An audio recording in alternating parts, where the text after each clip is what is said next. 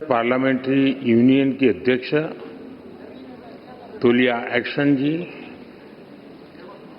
Commonwealth parliament association के अध्यक्ष Christopher कलीला ji,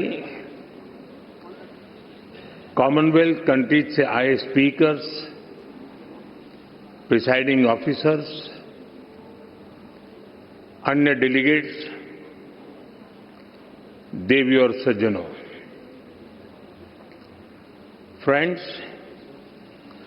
in a parliamentary democracy, your role is that of the speaker. Interestingly, the speaker does not get to speak much.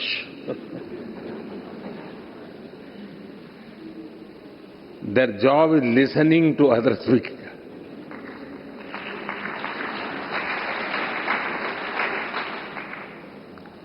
And ensuring everybody gets a chance. One common thing about speakers is their patience. They handle even noisy and over-enthusiastic members with a smile.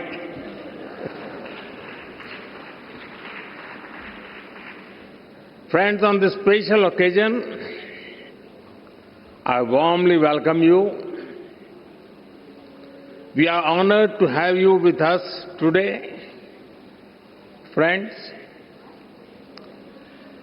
जिस स्थान पर आप सभी बैठे हैं, वो भारत की democratic journey का बहुत ही महत्वपूर्ण स्थान है।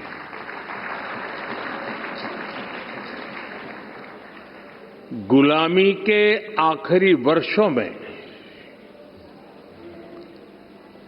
जब भारत की आजादी तय हो चुकी थी, उस समय इसी सेंट्रल हॉल में भारत के संविधान की रचना के लिए संविधान सभा की बैठकें हुई थी। भारत की आजादी के बाद 75 वर्षों तक ये इमारत भारत की संसद रही और इसी हॉल में भारत के भविष्य से जुड़े अनेक महत्वपूर्ण निर्णय, अनेक चर्चाएं हुई। अब लोकतंत्र को समर्पित इस स्थान को भारत ने संविधान सदन का नाम दिया है। कुछ समय पहले ही भारत के संविधान को लागू हुए 75 वर्ष हुए हैं। मैं इस संविधान सदन में आप सभी अतिथियों का आना भारत के लोकतंत्र के लिए बहुत विशेष है। साथियों, ये चौथा अवसर है जब कॉमनवेल्थ स्पीकर्स और प्रिसाइडिंग ऑफिसर्स की कॉन्फ्रेंस भारत में हो रही है। इस बार इस कॉन्फ्रेंस का मुख्य विषय effective delivery of parliamentary democracy है। आप सभी जानते हैं कि जब भारत आजाद हुआ तो उस दौर में ये आशंका व्यक्त की गई थी कि इतनी डायवर्सिटी में भारत में लोकतंत्र टिक नहीं पाएगा। लेकिन भारत ने इसी डायवर्सिटी को डेमोक्रेसी की ताकत बना दिया। एक सबसे बड़ी आशंका ये भी थी कि अगर भारत में लोकतंत्र अगर जैसे तैसे टिक भी गया तो भारत किसी भी हालत में विकास नहीं कर पाएगा। लेकिन भारत ने साबित किया कि डेमोक्रेटिक इंस्टीट्यूशंस और डेमोक्रेटिक प्रोसेसेस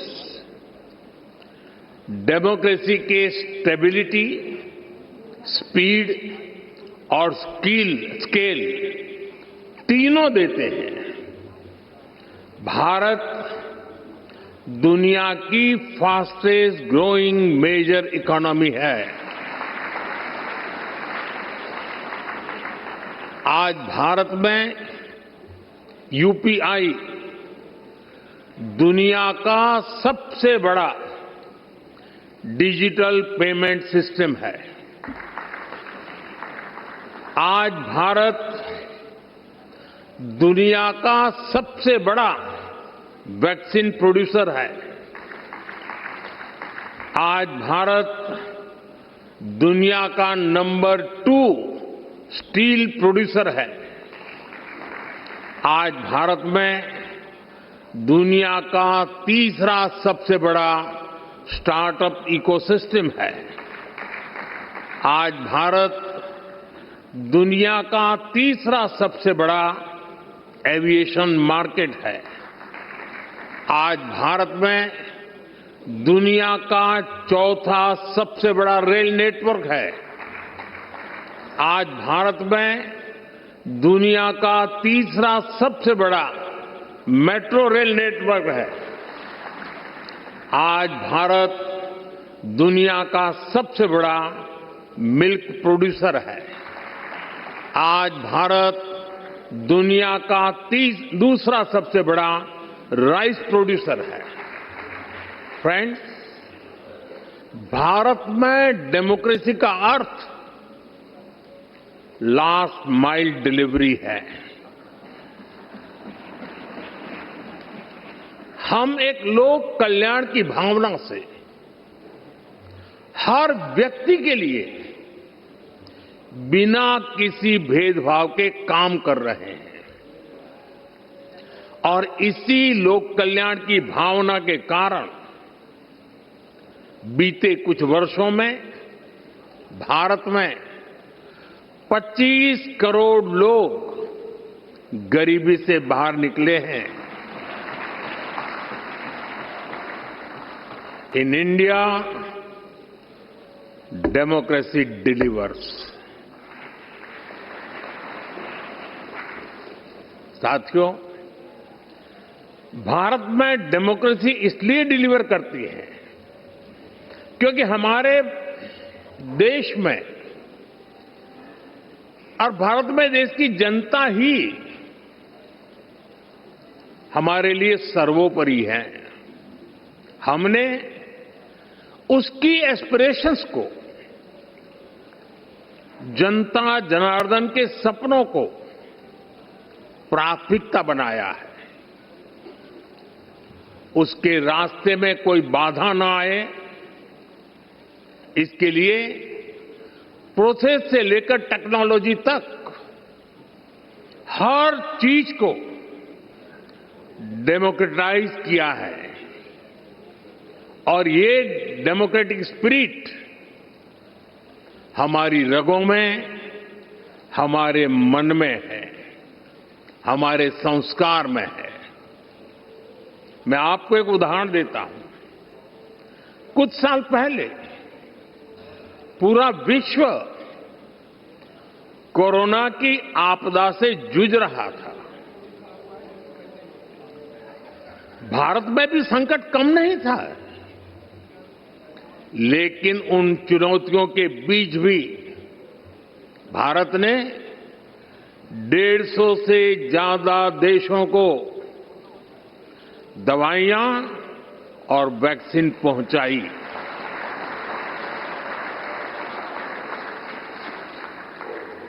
लोगों का हित लोगों की भलाई और उनका कल्याण, ये हमारा संस्कार है। और ये संस्कार हमें हमारे लोकतंत्र ने दिए हैं। Friends, many of you know India as the world's largest democracy. Truly, the scale of our democracy is extraordinary. Consider India's general elections held in 2024. They were the largest democratic exercise in human history. Nearly 980 million citizens were registered to vote. This number is larger than the population of some continents. There were more than 8,000 candidates and over 700 political parties.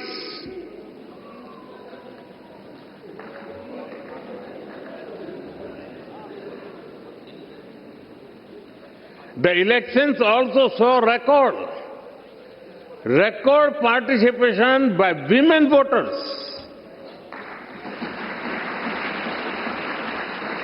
Today, Indian women are not only participating, but are also leading the way.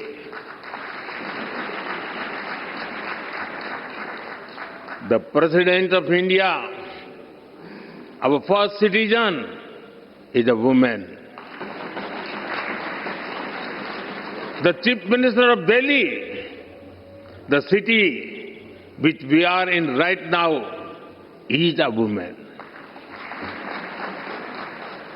In rural and local government bodies, India has about 1.5 million elected women representatives. They represent almost 50% of the leaders at the grassroots, which is globally unparalleled. Indian democracy is also rich in diversity. Hundreds of languages are spoken. There are over 900 television channels across different languages. Thousands of newspapers and periodicals are published. Very few societies manage diversity at this scale. India celebrates such diversity because our democracy has a strong foundation.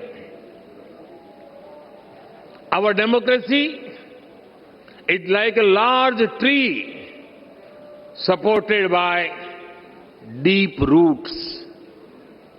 We have a long tradition of debate, dialogue, and collective decision making. India is called the mother of democracy. Our sacred texts, the Vedas, are over 5,000 years old. They refer to assemblies where people met to discuss issues. Decisions were taken after discussion and agreement. We are the land of Bhagavan Buddha. The Buddhist Sangha used to have open and structured discussions. Decisions were taken through consensus or voting. Further, There is a 10th century inscription from the Indian state of Tamil Nadu.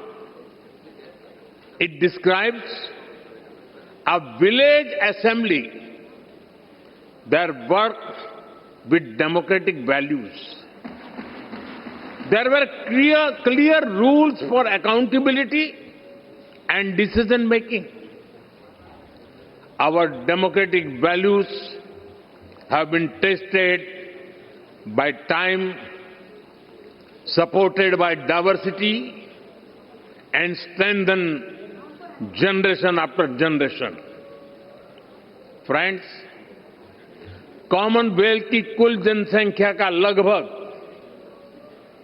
50% हिस्सा